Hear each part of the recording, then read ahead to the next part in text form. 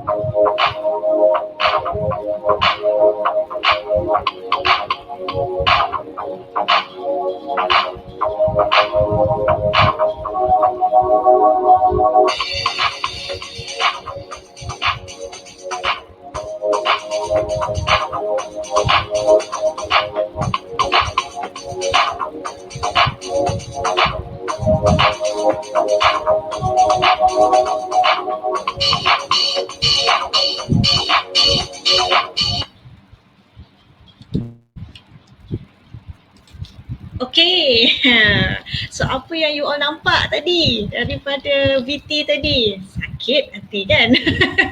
Tak adalah, kita tertanya-tanya kan, pelik kan apa yang you all nampak dalam VT tadi. Bagaimana kan orang-orang sekeliling kita boleh buat income gila-gila waktu pandemik tu. Kan, bila kita cakap pasal pandemik, iaitu kita ada apa, 3 jenis pandemik. Pandemik keuangan, pandemik ekonomi dan juga krisis kan. Bila kita sebut pasal krisis, kita ada 3 jenis krisis. Krisis ekonomi, krisis wang dan juga krisis pandemik sekarang ni kan. So apa yang korang nampak daripada VT tadi? Macam mana semua orang dalam VT tadi boleh buat income gila-gila dalam waktu krisis kan. Income sebelum pandemik dan income selepas pandemik increase double triple. Sebelum krisis income cuma puluh-puluh ribu, tapi sewaktu krisis tahun 2020 income melonjak kepada ratus-ratus ribu. Sebelum krisis income cuma 200 ribu, selepas krisis, di waktu krisis income melonjak jadi 500,000 juta. So you all nampak tak kan? Jadi itu yang kita cakap, itu yang kita katakan, kena pandai menukar krisis kepada peluang. Nampak tak kan, bila orang lain boleh buat, bermakna anda juga boleh buat. Okey, cumanya ramai kita yang tak tahu cara macam mana kan. So hari ni kita akan kongsikan, okey, Win dah korek-korekkan siap-siap tips-tips daripada individu-individu yang di dalam video tadi, apa yang mereka lakukan, apa yang diorang buat semasa krisis sehingga kan boleh melonjak-lonjak sampai macam tu.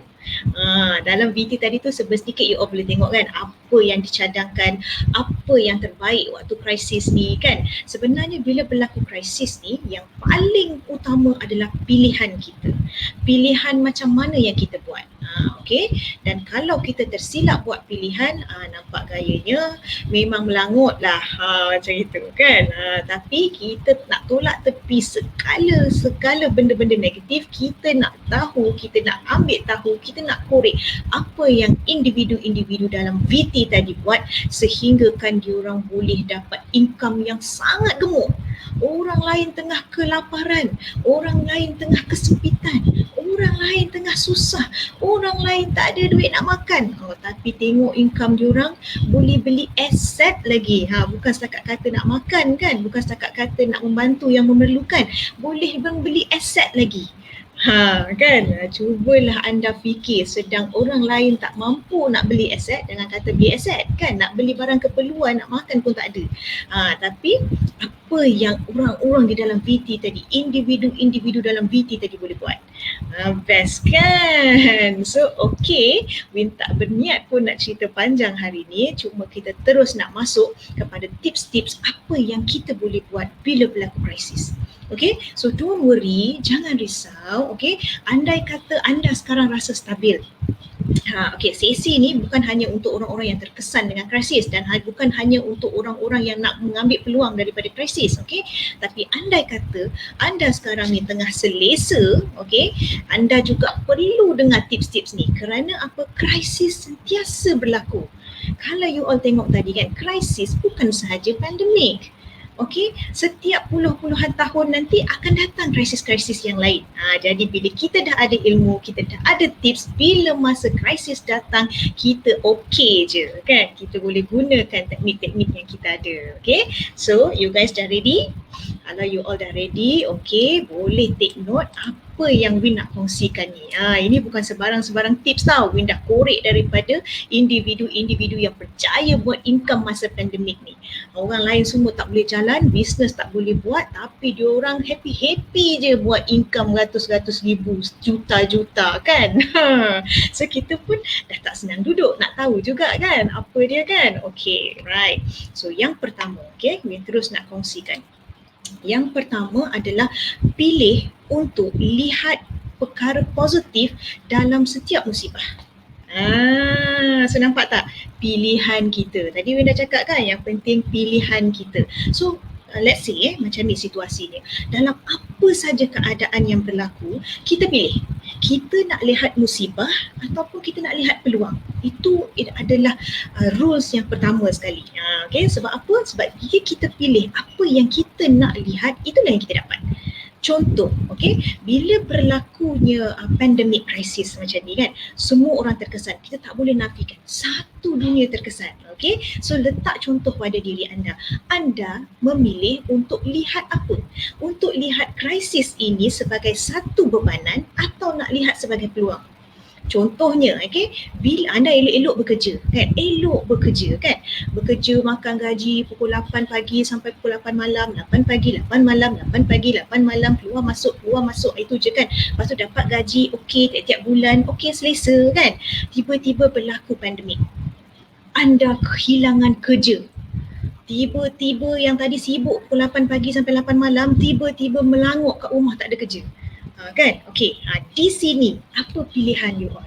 You all ada pilihan untuk lihat musibah kena berhenti kerja ini sebagai satu perkara yang malang ataupun untuk melihat ini sebagai satu peluang. Tentu ada yang katakan gila ke Win ni kan? Adakah kena buang kerja nak kata tengok peluang? No. Bukan di situ. Ceritanya di sini. Anda boleh melihat bahawasanya kalau anda memilih negatif alamak, habislah aku tak ada gaji, habislah aku tak ada income, macam mana nak hidup ni dan sebagainya. Apa semua anda akan fikir macam tu. Itu pilihan anda untuk melihat sebagai masalah, kan? Tapi kalau anda fikir untuk melihat positif dalam keadaan yang kena buang kerja tadi, anda akan fikir macam ni. Alhamdulillah, inilah masanya aku boleh explore, belajar ilmu bisnes. Dulu kerja aku 8 pagi 8 malam, 8 pagi 8 malam tak cukup, overtime pula sampai pukul 12.30 malam kan. Jadi masa bila anda ada masa untuk belajar ilmu-ilmu berniaga? Tak ada, betul tak kan? Tak ada masa. Dalam hati nak berniaga tapi tak sempat kerana masa tak ada. Bila anda diberhentikan kerja kan, jadi anda ada masa banyak untuk belajar. Betul tak? Win cakap sebab apa? Sebab Win dah mengalami masa sebelum pandemik dulu kan memang sibuk sangat kerja Win kan. Keluar masuk, travel dalam negara luar negara memang sibuk kan. Memang kita tak ada masa tapi dalam hati ni kan teringin tau. Macam seronok je orang buat bisnes online. Terfikir tau. Tapi tak ada masa. Tak ada masa kita nak belajar untuk nak mantapkan diri kita dalam ilmu tu kan. Tapi bila berlaku pandemik, semua benda tak boleh buat, satu dunia tertutup, kita terduduk diam-diam kat dalam rumah. So apa kita nak buat? Ada masa lah untuk belajar. So kita belajar daripada benda kita tak tahu sampai banyak kita boleh belajar. Dah masuk tahun kedua, banyak kita boleh belajar kan. Pilihan kita nak manfaatkan musibah itu sebagai satu peluang. Nampak tak? Okay, alright. So sekarang you all boleh tukar mentaliti korang. Okay, kalau masih lagi ada lagi yang melihat masalah daripada krisis ni, first kena tukar dulu. Okay. Kalau you all just tukar kat mulut pun tak jadi. Okay, mesti tukar di minda dan tukar di hati. Baru keadaan tu akan jadi peluang. Nampak tak? Okay, so itu tips yang pertama. Langkah yang kedua ataupun tips yang kedua. Okay, lihat apa yang kita ada. Jangan lihat apa yang kita tak ada. Okey, jadi maknanya macam mana kan? Fiza Fauzi kata nak tahu. Okey, now dah kita dah cerita ni Fiza, kita sama-sama ambil tahu. Okey. Right, yang kedua adalah lihat apa yang kita ada. Kan, jangan lihat apa yang kita tak ada. Kebanyakan kita sekarang ni kita fokus benda yang kita tak ada. Bila kita fokus pada benda yang tak ada, itu yang jadi sukar. Itu yang jadi anda tak happy. Betul tak kan? Kita duk fikir aku tak ada kerja, macam mana aku tak ada kerja ni, aku tak ada kerja. Kita fokus yang kita tak ada. Fikir tak apa yang kita ada. Apa yang kita ada bila kita tak ada kerja? Kita ada masa. Masa yang banyak. Nampak tak? Jadi kita boleh manfaatkan masa. Kan ada orang kata kan, alamak, aku tak ada duit, macam mana aku nak buat ni, aku tak ada duit, aku macam tu kan. So bila kita tak ada duit kan, apa yang kita ada? Kita ada kudrat, kita ada daya dan ada tenaga, maka boleh digunakan. Nampak tak? Banyak sebenarnya yang diri kita ada. Kenapa kita nak fokus? Tak ada duit, tak ada masa, tak ada kesihatan, tak ada semua, tak ada lah. Betul tak kan? Bila kita asyik fokus yang tak ada, yang jadi pun, yang keluar pun hasilnya tak ada lah. Kan, jadi kita lihat apa kita ada. Bila kita lihat apa kita ada kan, tiba-tiba akan ada idea untuk kita hasilkan sesuatu dari apa yang kita ada. Ramai orang akan cari yang dia tak ada. Contohnya dia kata dia tak kenal orang. Nak bisnes tapi tak kenal orang. Nak bisnes tapi tak tahu cara. Nak meniaga tapi tak tahu jual. Nampak? Asyik fokus yang tak ada je. Kan? Cuba fokus yang nak. Apa dia fokus yang nak tu? Aku nak kaya. Aku nak duit. Fokuslah itu. Betul tak kan? Bila anda fokus, situlah ada jalan. Pernah dengar di mana ada kemahuan, di situ ada jalan? Peribahasa tu tak akan datang saja-saja. Okey, dia akan datang bila akan jadi peribahasa tu bila ada cerita di sebaliknya. Okey. Betul kan Fiza Fauzi, asyik fokus pada yang tak ada. Bila nak ada cari lagi yang tak ada. Jangan cari benda yang tak ada, cari benda yang ada kan. Banyak sangat sekeliling kita ni kan. Ya betul Irwan Amari, fokus apa yang ada dekat tangan kan. Ini benda yang tak ada tu nak tengok, memang tak dapat lah. Okay. Alright, so tips yang ketiga. Bijak ambil peluang yang datang. Okay, so bila Win sebut bijak dekat sini bukan bermaksud kita bijak belajar, bijak pandai belajar tinggi-tinggi bertingkat-tingkat tu jadi profesor tu, bukan.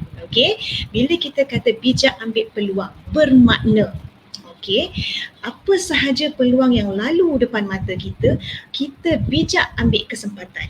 Jangan kita duk tengok je kan. Umpan lalu depan mata kita, tengok je. Bila masa kita nak pancing kan, kita kena ambil peluang. Peluang apa yang datang sekarang ni? Sekarang ni tengah pandemik, semua bisnes tak boleh jalan, semua tutup. Masa ni lah masa untuk kita ambil peluang, selamatkan kawan-kawan kita, ajak saudara mara kita yang tengah tanam anggur sekarang ni kan, untuk sama-sama buat income. Nampak? Itu peluang. Kan? Kita kena apa kata orang tu, pandai lah. Kena pandai ambil peluang, curi peluang, tengok apa saja yang ada sebagai satu peluang. Boleh? Okay, alright. Kan? Okay, tu pandai bijak ambil peluang yang datang. Okay, so tips yang keempat adalah pilih bidang megatrend. Tadi kita cerita pasal pandai ambil peluang kan. Okey, nak ambil peluang pun kena ada caranya. Okey, jangan kata orang main hantam kromo saja kan, dah mentang-mentang orang kata cerita ambil peluang. Jadi apa saja yang ada kat depan mata kita terjun. Nampak pandai, nampak gaya tu, gali kubur sendiri tu. Okey, alright. So yang keempat, tips keempat ni, kita pilih bidang megatrend.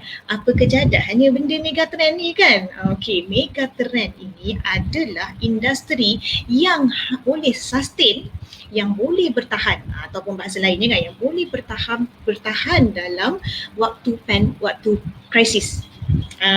Okay, kena hati-hati. Nak ambil peluang pun kena pastikan bidang yang megatrend. Apa dia bidang megatrend? Yang pertama, bidang networking business, ataupun bahasa lain dia business rangkaian. Okay, dalam gambar tadi ada you all tengok kan, 3 industri yang bertahan waktu krisis ni adalah apa dia? Yang pertama, networking business rangkaian. Okey, yang kedua adalah online marketing.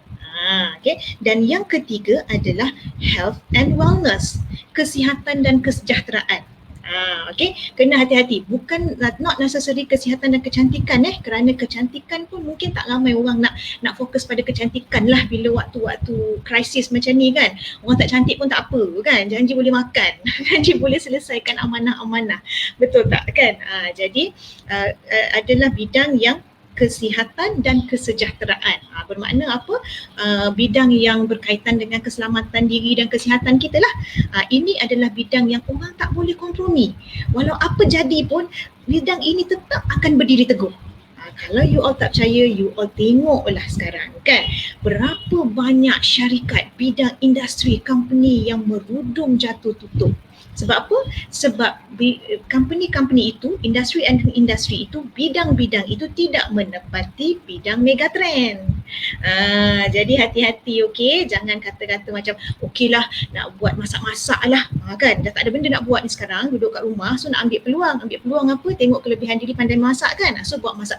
Hati-hati, check balik adakah bidang yang anda nak buat tu, yang anda nak cebur itu, dia termasuk dalam bidang megatrend. Makanan tak ada yang ada tadi cuma 3 aja kan, networking, online marketing dengan kesihatan. Kan, kalau termasuk dalam 3 bahagian tu, okey, pas, boleh jalan, buatlah. Okey, kalau tak termasuk dalam bidang megatrend, anda nak pilih juga, okey, boleh. Tapi hati-hatilah, bersedialah, takut ada krisis diri sendiri nanti. Okey, ya Nikna, best kan? Best, Alhamdulillah kita dah dapat tips yang kita boleh belajar sama-sama ni. Jadi kita boleh praktikkan dan kita boleh selamatkan ramai lagi kawan-kawan kita kan. Okey, so tips yang kelima, okey, utamakan produk yang tepat dan murah. Sekarang krisis kan, you all tak tahu nak buat apa kan, nak berniaga kan, semua dalam kepala fikir nak berniaga kan. Jadi carilah produk yang tepat dan murah. Jangan mahal sangat. Kalau mahal sangat, siapa yang mampu? Nanti jenuhlah korang nak cari orang yang kaya raya je yang boleh beli. Dah sasah waktu krisis ni, orang semua tak berduit kan, semua yang ada duit pun semua sayang duit, tak nak keluarkan, betul tak kan? Jadi cari produk yang tepat. Okay, macam dalam VT tadi you all tengok kan, produk yang terdesak dan produk yang murah, bawah 100 ada, bawah RM80 ada, bawah RM50 pun ada. Kalau macam tu kan senang. Dah lah produk tu produk terdesak, orang tak beli tak boleh kan, lepas tu murah pula, semua orang mampu beli. Okay, kalau tak nak terlibat dalam krisis diri sendiri, make sure yang perkara nombor 5 ni orang kena fikir dulu sebelum nak buat apa-apa pun. Okay, nak ambil peluang boleh ambil peluang, tapi kena pastikan jangan mahal sangat. Okay, alright, nanti tak ada orang beli, korang stres. Korang yang tension nanti kan, apa ni, jadi masalah lain pula kan, apa ni, orang tak ada nak beli barang kan, kenapa ni, kan. Nanti korang yang stres, jangan kata kita tak cerita. Dah cerita dah. Okay, alright, so tips yang ke-6 adalah cari bisnes atau company yang boleh cepat kaya lah. Kan, kita sekarang tengah hadapi krisis, semua orang tengah hadapi masalah, betul tak kan? Jadi kita nak cari bisnes ataupun company yang boleh buat kita jadi kaya, jangan jadi kayap. Kan, jadi apa dia company ataupun bisnes yang boleh buat kita jadi kaya ni? Kan, kena pastikan syarikat yang tidak membebankan, bisnes yang tidak membebankan. Jangan cari bisnes ataupun kerja-kerja part-time yang korang kena nak maintain tiap bulan, yang bayar dia punya bonus dia kecil. Nanti korang stres, korang nak kena kejar target untuk nak dapatkan income. Lepas tu kerja penat, tergolik-golik kan, lepas tu tak kaya-kaya. Kan, jadi make sure, pastikan kan syarikat yang korang pilih tu kan tak ada syarikat yang melibatkan orang tengah, yang korang ni jenis makan komisi kecil-kecil je. Macam tu kan, ataupun dia bayar korang punya komisen bila korang sampai limit menjual baru dia bayar, lepas tu dia bagi pula dengan poin-poin lagi. Kan, hati-hati. Okay, lepas tu jangan cari orang yang syarikat ataupun bisnes yang nanti korang kena cari orang ni. Kejap lagi kita krisis dengan orang tu. Kan? Bila orang tak nak join kita, kita dah jadi sakit hati dengan dia, kita pula krisis dengan dia.